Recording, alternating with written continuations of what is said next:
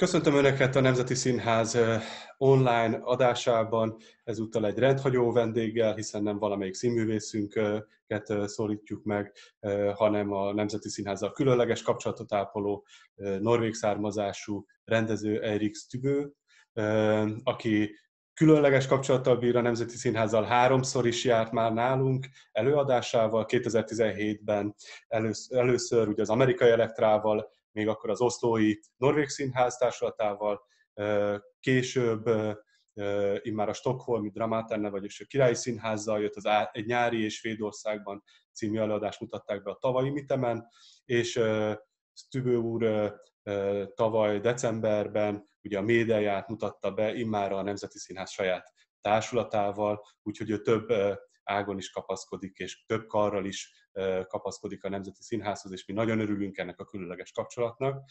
És meg kell említenem, hogy Eirik Stubønek van egy magyar munkatársa, Ölvecki Cecília, egy régi dramaturg munkatárs, és a Stubø úrnak, akit ezúton is sok szeretettel köszöntünk, és minden jó egészséget kívánunk neki. So, hi Eirik, nice to see you. Nice to see you, Joey. And I'm very happy to be able to get in touch with you this way. Yes. It's a splendid spring outside. So Yes. without this awful coronavirus pandemic, we would prepare this year's Mitem. And Yes. at this festival, your media would be presented, Yes. which you directed at National Theatre, and which is a great success. With Thank Nelly you. Such, the title role. But unfortunately, things has changed, as you know. Yes, they have. So we are in lockdown. You have Norwegian roots, but as I know, you live in Stockholm, Sweden. Are you in Stockholm now? I am in Stockholm now, which is a very peculiar place to be right now, because I think it's probably the only country in Europe, more or less, one of the very few at least, that do not have a lockdown. And so my children go to school. They have done it for the whole period of the epidemic. And restaurants and are open. Some cinemas, theaters are closed.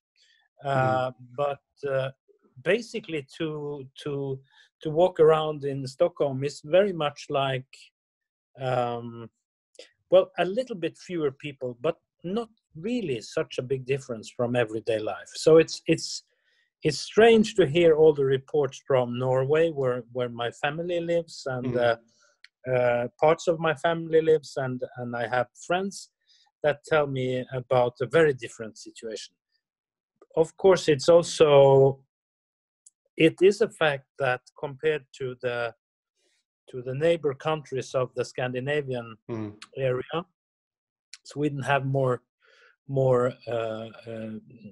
infected, and unfortunately also quite a few more deaths. So today I heard 2,152 dead, which is a lot in Scandinavia, where Norway has 190 or something. And also comparing to the Hungarian statistics, it's a huge number. Yes, it is. As I know, the Swedish officials instituted a voluntary lockdown. Are you in lockdown or not? No, it's a very strange concept, because all the restaurants are basically open.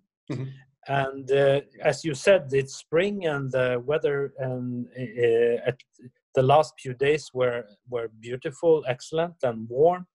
So I went through the city yesterday, and there were a lot of people in the restaurants, sitting outside, but very close together. And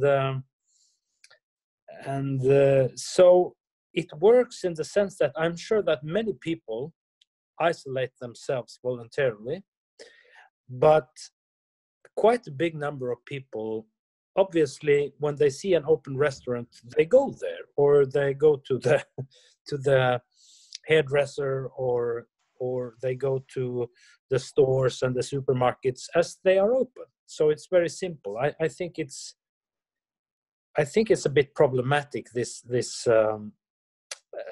philosophy of making it voluntary, because there are always a quite big number of people who will not sort of use their common sense. That's my impression, at least.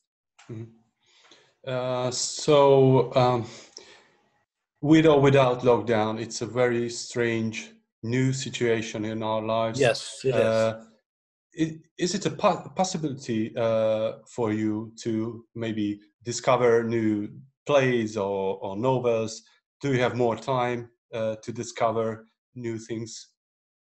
Yes, of course, it's possible. And I think to a certain extent I do that. But especially in the first weeks of the pandemic, I found myself being very much involved with, reading about the coronavirus, reading about what is going on, thinking a lot about why my current homeland, Sweden, is so different from other countries. Finding myself reading a lot about that, reading on the internet, different kind of newspapers around the world. So it's fair to say that I spent a lot of time reading about it. But of course, it also gave us the opportunity to read other books and novels and plays. So yeah, so both, I would say. Okay. You mentioned the theaters are closed in Sweden. Yes. We in Hungary saw the Budapest National Theatre. We started the daily online broadcast to serve our spectators. How did the Swedish theatres adapt this very new situation? I think that the main strategy has been to find some new ways to present material through the internet, digital ways. I think that many of the old production has being presented on the homepage, and I think that many theaters, both in Sweden and Norway, that I know the best, are currently working in sort of securing that the work for the period after the summer break, that you will have an opportunity to show a performance both on the internet and live, a little bit dependent on the development of the epidemic. So if there will be a possibility to have theaters opened in the autumn, a lot of work is being done, but at the same time, some of the theaters at least are working with cameras to ensure that somehow they will be able to present performances through the internet. Yeah. Okay. So you mentioned we are more or less isolated. We are full of fears, anxiety. Yes. Maybe it's early to answer, but I'm very eager to know your opinion about the influence of these special months to the art of theater. So how would this lockdown change the theater? Well, I think that when you sort of spend your life making theater and dealing with theater, you have to somehow have a very strong belief in the theater as an art form, as a way of life, as a way of expressing yourself. And somehow I choose to be very optimistic in the sense that I think that the current situation with people being locked down, being isolated, this situation will, I hope, and I strongly believe it to be so, that it will generate, in the end, some kind of longing for being together and discover and experience things together in a theater. I think that in the best of all worlds, this crisis could lead to some kind of new vitality for the arts, including the theater, which is such a social art form. it is an art form that should be and must be discovered together. And even when we make theater, this is very important, that we sort of grasp and base the work that this is the things we do as theater makers is really worthless without, or even impossible without spectators, without audience coming together to have some kind of experience through the work. So I think that it will be at best some kind of renaissance also for some kind of storytelling that it, to give people back the impression that and the certainty that theater is important. I hope so. Oh, I hope so too. What do you think? I think maybe people will be tired of Netflix or to see TV series and alone on an iPad and will long for going out together to see plays and good theater. I hope so.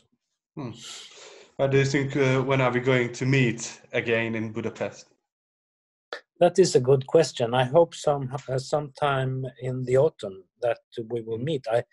I think I have really, it's a guess, but and a speculation. But I think a lot of productions will start at least rehearsals after the summer break, and that probably at least smaller shows will be on in the latter half of the autumn. That would be my guess, and I see that many of the theaters believe this, or at least believe that theater will be back to normal after Christmas in the 2021. That's what I heard from a lot of people. Okay, Eirik, thank you for the conversation. I hope we meet soon again. Yeah. I wish you all the best. Thank you very much. Goodbye. Thank you. Eirik Stubøvel beszélgettünk, és remélem, hogy mi hamarabb találkozunk vele és az előadásaival Budapesten, a Nemzeti Színházban. Köszönjük szépen a figyelmüket!